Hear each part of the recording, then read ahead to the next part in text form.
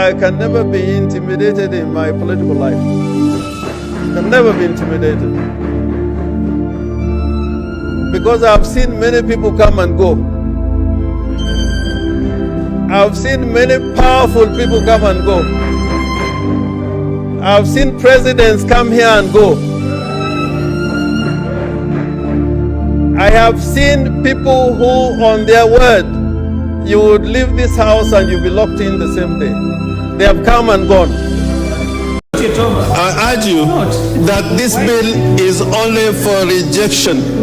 And in conclusion, I want to talk to my sister Nyaugenya, Honorable Beth Mugo. We have gone through the trenches with you. You know when governments are in power, how they behave. I think probably you can give people on the other side a little education. That sometimes revolutions eat their own children. Yes. Government eats their own people. This government is going to punish you more than they will punish me. I'm telling you, in another 1 year, you will be crying in my office to come and represent you. I know, I can tell you.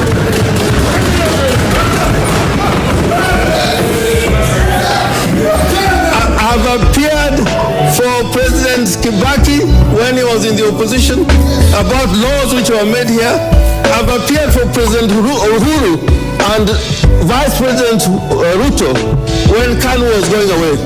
When Kibaki was taking away his members and making them ministers, I went to court on their behalf. But now that they're in power, they are forgetting. And power, when power gets into your head, I can tell you, you will never remember that one day there's a bigger power, almighty, that will deal with it. These gentlemen, these young men, they are serious more than any other generation. They are more serious than any other generation. They have done something we have not done as leaders. Within 14 days, cabinet yote meenda. Within 15 days, IG meenda. Sasa mimi naomba hivi viongozi wetu tujaribu kuongea na vijana. Kama kuna dialogue, tuanze dialogue na Gen Z kwanza. Tujue wanataka nini na mweleko yao ni nini, kabla kwenda kule katika ikulu. Mimi tumekuwa na Wajakoya leo kila mahali tunaenda. Na unajua Wajakoya mtu anamuona, akiona yeye Wajakoya wanapita. Wakasema hao kama watu wa Western wataka ukweli ifanyike. Mimi nataka niombe ya kwamba tuone ya kwamba ukweli umefanyike.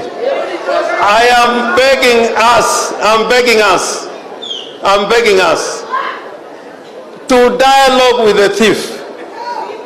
To dialogue with the thief. To dialogue with the thief. You must ask yourself some very serious questions.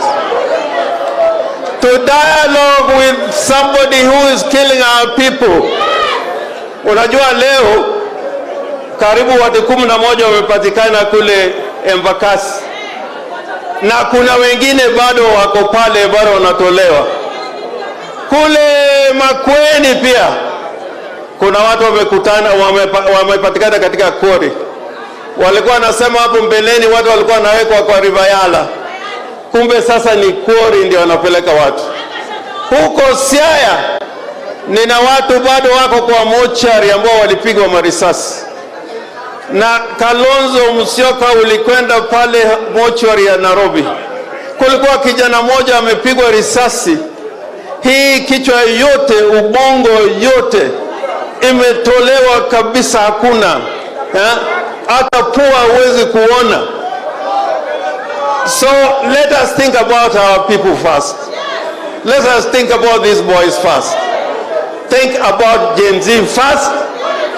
And then we can begin to talk about where we want to take Kenya. Kwa hivyo mimi naomba ya kwamba ile karamu ya Ruto That is a poison chalice.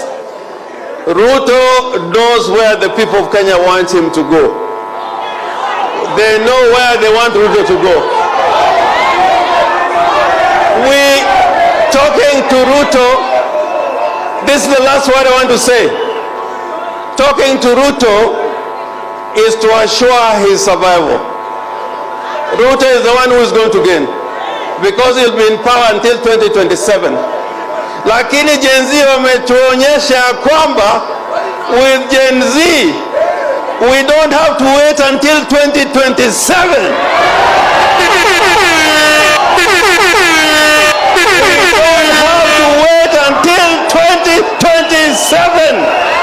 Wangapi wanasema Ruto must go, Ruto must go, Ruto must go.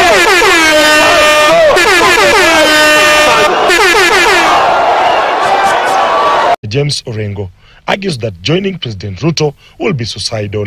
I'm saying, me as James Agre Orengo, putting aside even my position as a governor, that justice must be done.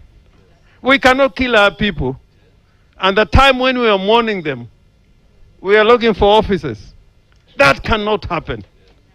We must first deal with injustice before we can deal with the questions that arise out of that injustice. Joining Ruto is a disaster, is an abomination. It cannot work.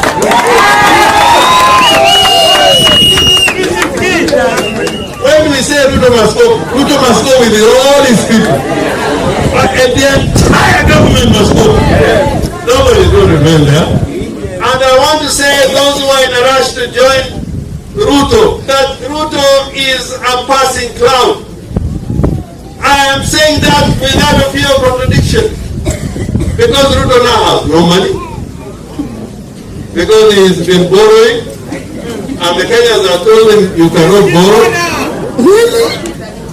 Ruto has said no taxation, but he said he is continuing to taxation, and he refused taxation through the finance bill, so he cannot tax Kenyans. Ruto has lost the confidence of the international community. So, where is Ruto going to take us? Ruto is taking us into a sinking ship. And I'm urging everybody that joining Ruto is a disaster, is an abomination. It cannot work.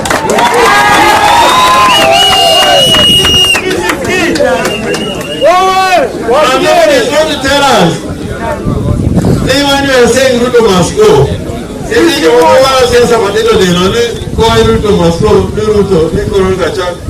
say Ruto must go with all his people. And the entire government must go. Nobody is going to remain there. When something is wrong, you say it is wrong. You say it is wrong. You say it is wrong. And say this. This country has come from very far. And I want to ask our colleagues in Parliament, the time to be vigilant is now. This country can go to the dogs, easily. Orengo. You better swim in the open sea with a fish than fight in the mud with swines. We are being made dirty by swine because we have sacrificed. And I want to plead with their people. Joluo, we have an identity.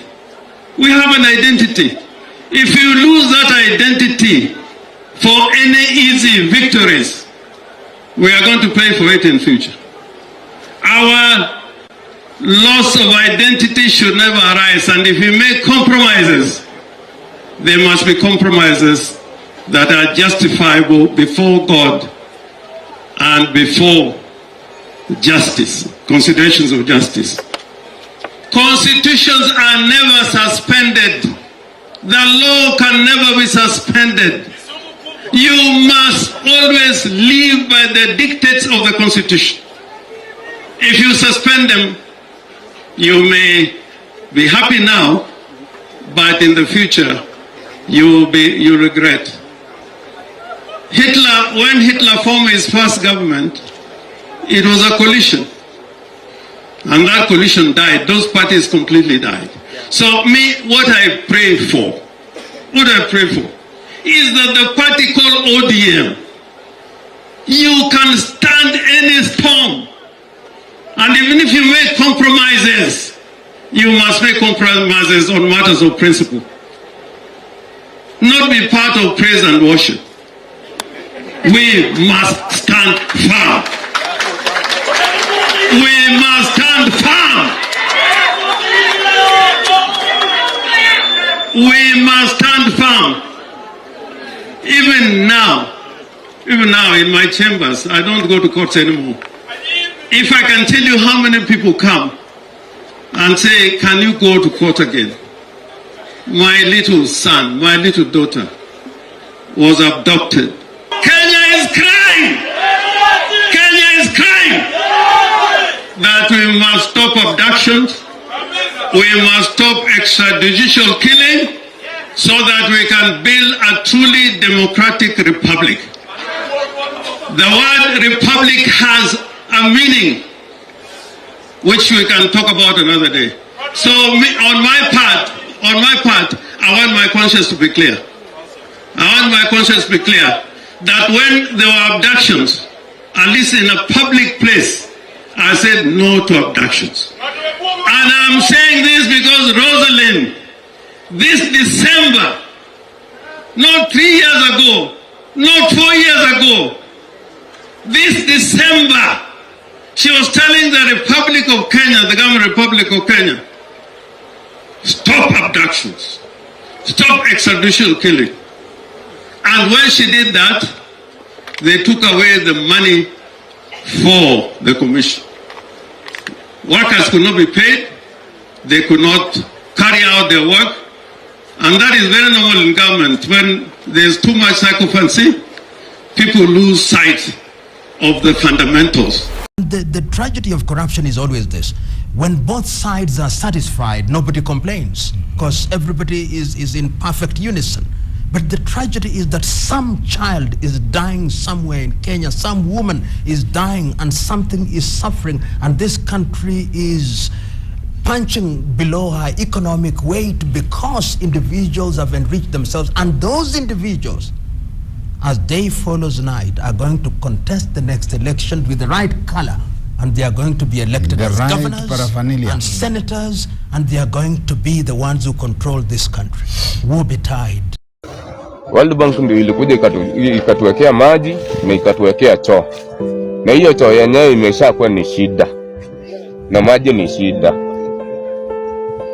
Stima pia nayo imeanza kukua shida. Kwa sababu sisi wenye tuko hapa ploti karibu na mwisho hapa, mali kulibomolewa kukabaki. Hata kama tulitoka huko chini tukakuja kuomba makazi kwa majirani hapa, bado hiyo stima tunaiona ni shida.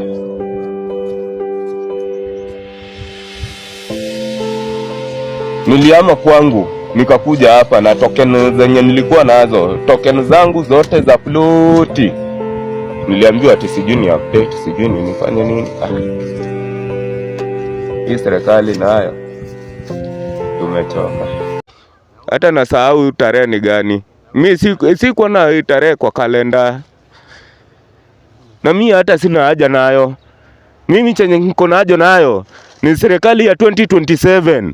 Huyu mkata ushuru tumtoe. Na tuungane si wote wenye tulibomolewa.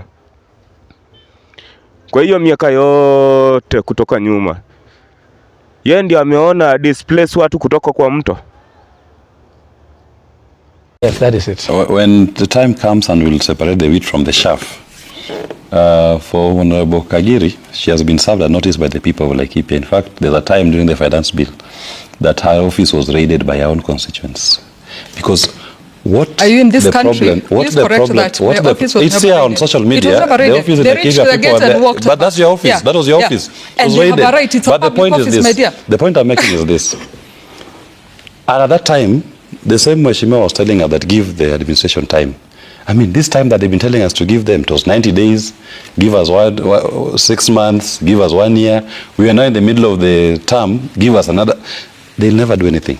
Because what they're even trying to articulate as the issue they've done, they are not even addressing the problem of the nation today. The problem of this country today, as exemplified by the Gen Z demonstration, is the economy. And the finance bill was just but a trigger. It was the one moment that the Kenyan people came together and they had a trigger to say, we are frustrated with the economic developments of this nation. We are broke, we don't have money, we are poor, we have no opportunities. But when we watch what the leadership is doing, we are seeing Balenciaga, we are seeing Gucci, we are seeing choppers, we are seeing high-end vehicles, but they keep coming to raid our pockets, which have nothing anyway. So you can talk all you want, but it's your right to think that we are in Disneyland and Kenya is so beautiful and everything is working. That is your right. It is your right to be wrong. It is also the right of the people of Kenya and myself to say you have actually failed and your economic policies have failed the people of Kenya. And the date with destiny is coming. And that destiny may come even earlier than 2027, if you ask me. Because the rate at which you are going, you keep messing the economy, and I don't know how long the people of Kenya will take it. You said you'll never increase taxes. William Ruto himself said that. Now it's taxation increased every day. Charges, levies, and taxes are increased every day. I guarantee you, even this year, this financial year, these members of parliament are going to come up with a finance bill that is going to increase taxes on the Kenyan people. And yet, there is no significant economic growth. There are no opportunities available to the people of Kenya that you can say, we've increased our earning capacity. The economy has grown in this way that I have now more money in my pocket. If anything, majority of Kenyans will tell you we have far much less money in our pockets than we had last year. But what is guaranteed is that government is demanding of us more money in taxation, charges, and levies. And I'm telling you, Trevor, I've said on this show and I will repeat it. If you are unpopular, it doesn't matter how many leaders you bring around you. We will lose the election with Ruto even if we supported him as ODM. I am very clear in my mind. Because the people are clear in their minds on what a government is supposed to do. And for as long as you're not addressing those things, it doesn't matter. We lost an election with 26 parties. I remember I've said it here on this show, Manzo. Even the logistics of just sitting the principals here was a problem. We had, in one county, you have 3 principals. One county, like Meru, you remember we had Kraitu Murungi, we had Munya, the whole of them are principals. But we still came up short. That tells you that if you don't deliver on your promises, if institutions such as the Catholic Church are calling you out for a culture of lies, you have unkept promises, you are kidnapping young people, I am telling you it doesn't matter who supports you. Okay. You will still lose the election. All right. You know, today it's more painful than last year was. And just go through the litany of what Kenyans are going through today. Number one, as I speak now, there's a Kenyan who is unable to access healthcare services because Chief Shah has failed. And he was previously in NHIF that could take care of him. Number two, William Ruto has attempted to bring in Adani Group into Kenya. Adani has now been indicted by the US New York court as somebody who was engaged in acts on corruption. In fact, there's now a warrant of arrest on Adani. He will find safe custody in Kenyan State House, while in the US, he belongs to jail. Number three, the killings of Gen Zs. We lost over 67 Kenyans killed by police officers. To date, we've not seen accountability. Not a single officer has been arraigned in court to answer for the deaths of these young people. Number four, we have abductions going on in this country. Many Kenyans have been abducted, have been forcefully disappeared, and the Kenya National Commission of Human Rights has documented all these instances of abductions and forced disappearances. Number five, we have the botched Haiti mission. When it started, this was a US-Kenya mission. A mission that now we are told is now the burden of the Kenyan taxpayer to pay for it. We didn't have any interest in Haiti. In fact, as it is today, there is not even a single coin that we trade between Kenya and Haiti. Why should we send our police officers and spend our own money on an Haiti mission? Number six, we have the refoulement and extradition of foreign nationals, Kenya has now turned to become a playground of foreign mercenaries who come into this country. They take anybody they want out of this country. They don't recognize our sovereignty, and the commander-in-chief does not defend the sovereignty of the people of Kenya. Number 7, we have a parliament that has failed. These parliamentarians, these ones, were cancelled by the people of Kenya on the 25th of June 2024, just because they don't listen to the voice of the people. They don't represent the people who voted for them anymore. They now represent the executive. When Kenyans go to them and tell them, 90% of Kenyans, we reject this particular bill, these parliamentarians ignore the voices of Kenyans and decide to go the route of William Ruto or Kenya Kwanza. To them, Kenya Kwanza is greater than the people of Kenya. They've lost their mandate. Number about party position. No, that's what I'm saying. To them, the party is greater than the people of Kenya. When you are sitting as a parliament, you are not sitting as a parliamentary group of a political party. You are sitting as a sovereign body that is in charge of representation, oversight, and legislation on behalf of the people, not on behalf of your political party. Number 9, we are witnessing a total collapse of the Kenyan economy as we speak today. More people are losing jobs than they are gaining. In fact, companies are all declaring, most of them are now declaring redundancies. It is actually a surprise. The only group that seems to be declaring profits are banks, and banks are declaring profits because they are trading with the Kenyan government on odious debt. They are taking illegal debts using taxpayers' money, and they come back with the same taxpayer to collect taxes to pay for those higher interest rates. Number 10 is the issue of odious debt. These ones have overseen a collection of illegal debts by the executive, where you are seeing debts being taken by Kenya government that are not applied to any particular project. And Parliament is quiet. Parliament has not even approved domestic borrowing. Parliament has not approved some of the illegal foreign debts, external debts that they're taking. And when you talk about Eurobond, that William Ruto managed to avoid the debt distress, no. What happened was Eurobond was before at 5.6% interest rate. They did a refinance at 10.5% interest rate. If you thought the problem was paying interest of 5.6, you went and took an interest rate of 10.5. It is even more. So you actually exposed the country more. And debt is taxed in advance. Number 10, we have a Supreme Court. Number 11, we have a Supreme Court that seems to be out of touch with the people of Kenya. What the High Court, what the Court of Appeal passes, Supreme Court seems to have its own constitution. Number 11, we have a legacy of lies. Now, the summation to me is this.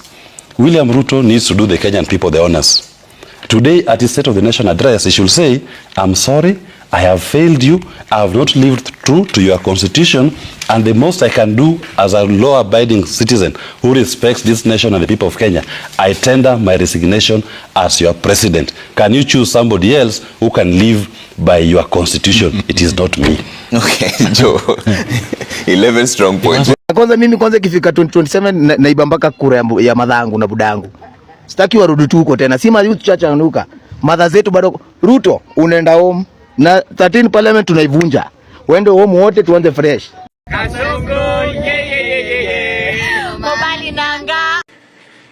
And we are not alone. There's a new force of nature at hand, stirring all over the world. They are the young people whom, frankly, we have failed, who are angry, who are organized, who are capable of making a difference. They are a moral army. And the most important thing that we can do for them is to get the hell out of their way. No one is going to tell me what to do at what time. I'm in charge. So please put that proposal on the table and then let's discuss it. And if they need a right, you can't say because there is a rule here. We work according to the rule. I'm inside. Niko ndani. Na tunamalizana na nyinyi. Tunamalizana na nyinyi. Mmetutesa sana. Today is today. You must hear our cry. Sisi ni sisi. Mtatusikiza. Hii ni bunge yetu. Sisi tumewafanya mko hapa. This is our parliament. You must hear us. Kama hamna masikio, tutawafanya msikie. Poa manze. President, tunataka kuambia uko na miaka 2 katika ofisi. Na hawa wananchi hawa they will punish you, na hata ukiwa na pesa utakutoa nje. Idiots who don't want to participate in the affairs of their nation, they think things will just work in and of themselves. Then they are tribalists. And these tribalists, they think that they are only safe with people who are from their tribe. And tribe can mean people from the same culture, same language, or same culture. Then they are citizens. These are individuals who are responsible and know that when you want to be served, you must give those who have the desire and the intellectual capacity to serve you. In many societies, it is only a small percentage of people that can be called citizens, not more than 5%. And if a society wants to grow in the right direction, civic education is what will help the idiot and the tribalist to become a citizen. Wacheni tu mimi niseme na mapema. Ndio kama kuna list na andiko mniweke kwa list. I can't wait to reject Finance Bill 2025. I can't wait because I know it will be something absurd. It will be something mental. I can't wait. Mniweke kwa list jameni. List reject. Majenzi mko? Kazi mnafanya kwa mtandao ni mzuri sana. Na tunapongeza nyinyi. Na muendelee. Mtaendelea. Lakini mtandao peke yake haitoshi. Tunataka mjiandikishe kama wapiga kura. Wale watu ambaye watakomboa Kenya hii, wenye kuamua Kenya itaongozwa namna gani, ni hao majenzi wetu mwaka wa 2027. Lakini hamwezi amua Kenya itakaa namna gani kwa simu peke yake. Lazima mchukue vitambulisho, lazima mjiandikishe kama wapiga kura. Siku hiyo ikifika muamuke saa 9, muungane na sisi na wengine, tuende pale kwa debe, tutafute uongozi wa maana ambaye utaheshimu wa Kenya, utaheshimu demokrasia na utakubali kufanyia kila mtu maendeleo. Tumekubaliana majenzi? Now, why do you want Ruto gone? We want Ruto gone because he is killing innocent people. He's wanting to pass the Finance Bill 2024. He's putting tax on sanitary products that girls can't even buy. He can't go to school. He's corrupt. He's taking the money. He needs to go. Yes. Out. If you're going to raise anything, start with your hairline. Nice. Control, Alt, Delete, Ruto. The drunk did better than you. Drunk did better than you. Nice. Mungu nguvu yetu, itoe Ruto Kenya, hata kama angalau na jali. Sisi Kenya tumechoka na Ruto, maisha imekuharibikia, analipisha mpaka sodo ya wamama. Pure kabisa Ruto. We don't like you, go home. Sasa tafuta kiongozi ambaye anapenda mwananchi na anapenda kijana kama. They want to be described as honorable even when they are horrible. They acquire things which they have not worked for. They promise us things that they know they will never deliver. And there is no shortage of such men and women in the African continent. Now the next election, yes. Unajua hawa ndio watakuwa nasema fagia wote ama mtasema namna gani?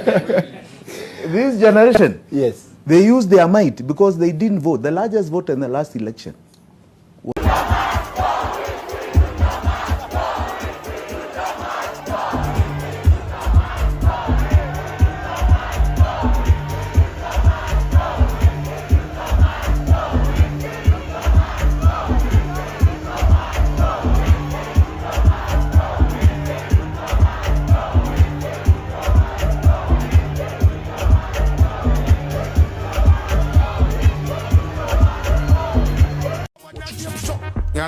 You like me, why them a fight me? You like me, chewing a bone, bite it.